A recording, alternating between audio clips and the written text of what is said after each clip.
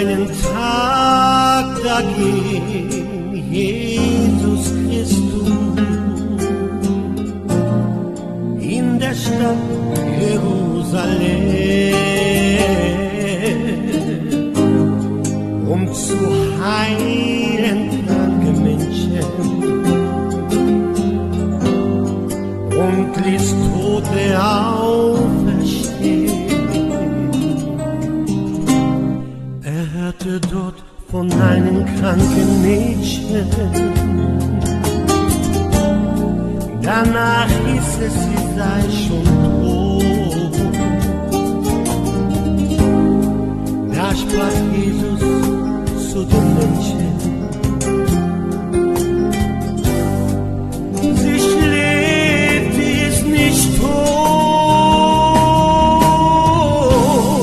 Talita Kumi, steh auf und geh, ich bin dein Gott, ich sag es dir. Talita Kumi, steh auf und geh, ich bin dein Gott, ich sag es dir.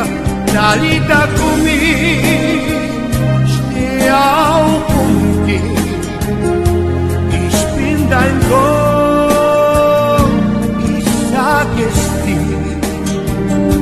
Talita Kumi, steh auf und geh, ich bin dein Gott, ich sag es dir.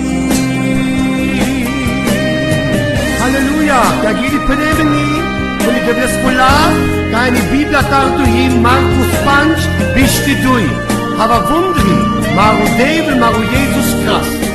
Und ich habe das Shalom, die Weltpass, die Mapem Mufal. Amen.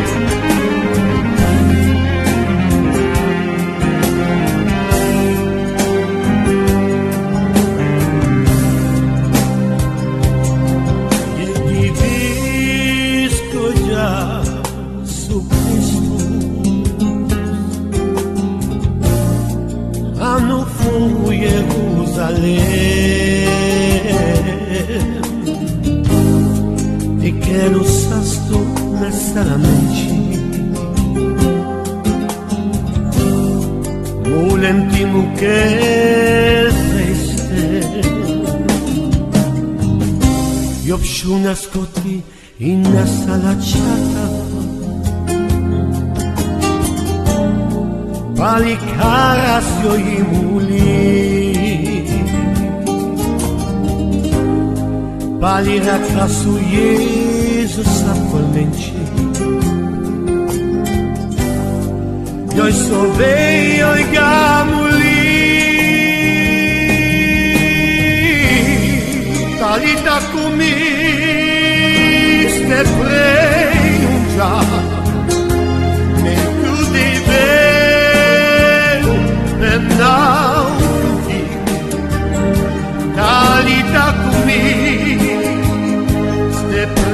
un già, e tu deve prendere stucchi.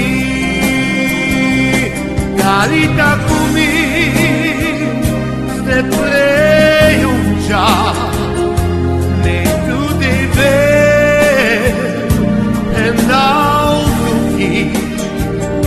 Talita Kumi, te prei un già, tu devi